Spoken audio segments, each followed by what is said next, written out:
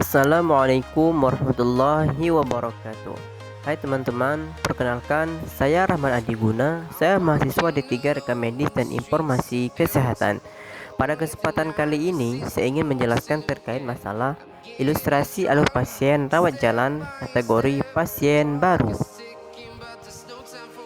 Tapi sebelumnya, saya ucapkan terima kasih terlebih dahulu buat dosen pengampu saya yang terhormat Ibu Urwati Musko, Sarjana Kesehatan Masyarakat.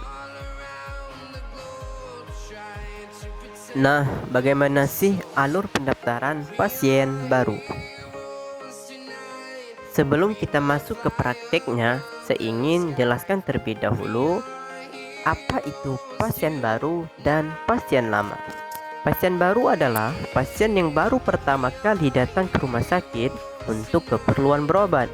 Sedangkan pasien lama adalah pasien yang pernah datang sebelumnya ke rumah sakit untuk keperluan berobat. Untuk lebih jelasnya, perbedaan daripada pasien rawat jalan pasien baru dan pasien lama, ini teman-teman bisa lihat pada gambar bagan yang sudah saya sediakan pada video ini. Sudah jelas kan?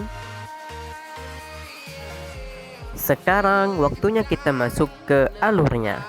Yang pertama-tama, pasien datang ke rumah sakit atau puskesmas dan duduk di bangku pendaftaran yang sudah disediakan oleh rumah sakit. Kemudian, perekam medis akan memanggil pasien tersebut sesuai dengan nomor urutnya. Selanjutnya, perekam medis akan menyapa pasien dan menanyakan keluhan pasien tersebut. Selamat sore Bu, ada yang bisa saya bantu? Kemudian pasien lantas menjawab, "Sore Bu, saya mau berobat. Sakit saya batuk pilek Bu." Kemudian perekam medis akan menjawab, "Oh baik Bu, kalau begitu Ibu ke poli umum." Kemudian selanjutnya perekam medis akan bertanya lagi kepada pasien, apakah pasien tersebut sudah pernah berobat ke puskesmas tersebut atau ke rumah sakit tersebut atau belum. Seperti percakapan yang ada di gambar ini. "Ibu pernah berobat sebelumnya Bu?" Pasien, "Belum Bu."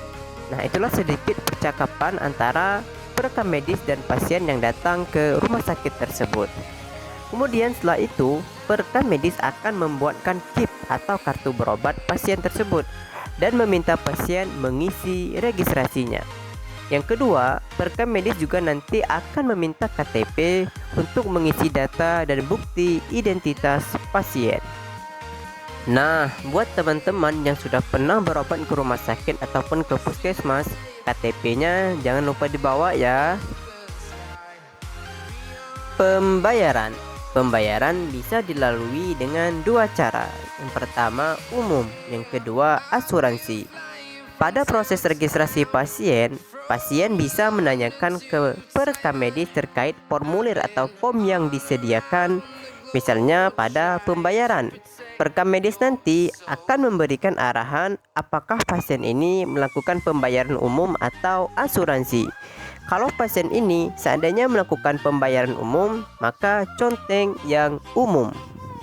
Nah, setelah selesai proses pembuatan KIP dan KIP pasien, perekam medis akan memberikan KIP-nya serta mengembalikan KTP pasien. Nah teman-teman, di bawah ini pada video ini sudah saya sediakan contoh-contoh dan bentuk atau macam daripada KIP. Nah, buat teman-teman, untuk KIP atau kartu berobat tersebut jangan sampai hilang ya. Dan pasien bisa membawa kartu KIP-nya ketika mau berobat lagi. Setelah melalui beberapa proses, sekarang pasien akan pergi ke poli yang dituju. Selanjutnya, pasien akan pergi ke poli umum dan membayarnya ke kasir untuk pembayaran poli umum. Nah, sudah kita membahas tadi, sekarang saya akan masuk ke kesimpulan daripada pasien baru, baik dia ini kategori rawat jalan maupun dia rawat inap. Ini secara keseluruhan ya teman-teman. Setiap pasien baru nanti akan diterima di pendaftaran pasien dan akan ditanyai oleh petugas pendaftaran pasien. Gunanya untuk mendapatkan data identitas yang akan diisi pada form atau formulir pendaftaran pasien oleh pasien ataupun keluarga pasien. Setiap pasien pasien baru tentunya akan memperoleh nomor rekam medis yang akan digunakan sebagai kartu berobat yang harus dibawa pada setiap kunjungan berikutnya ke rumah sakit, misalnya ke rumah sakit Setia Mitra ataupun ke rumah sakit lainnya sebagai pasien berobat rawat jalan maupun dia sebagai berobat rawat inap. Pasien baru dengan berkas rekam medisnya nanti akan dikirim ke klinik sesuai dengan yang dikehendaki pasien. Pasien setelah mendapat pelayanan dari klinik ada beberapa kemungkinan. Yang pertama, pasien boleh pulang. Kemudian yang kedua, pasien dikonsulkan ke klinik lain. Yang ketiga, pasien dikirim ke unit penunjang seperti laboratorium klinik, fisioterapi, atau radiologi. Kemudian pasien dirujuk atau dikirim ke rumah sakit lain ataupun pasien dirawat. Nah, semua berkas rekam medis pasien yang sudah mendapatkan pelayanan dari klinik akan dikirim ke sub rekam medis kecuali pasien yang harus dirawat. Rekam medisnya akan dikirim ke ruang perawatan. Ini bukan hanya pasien baru, ini untuk umum ya, baik rawat jalan maupun rawat inap.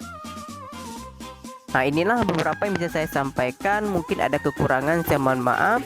Saya akhiri, akhirul kalam. Wassalamualaikum warahmatullahi wabarakatuh.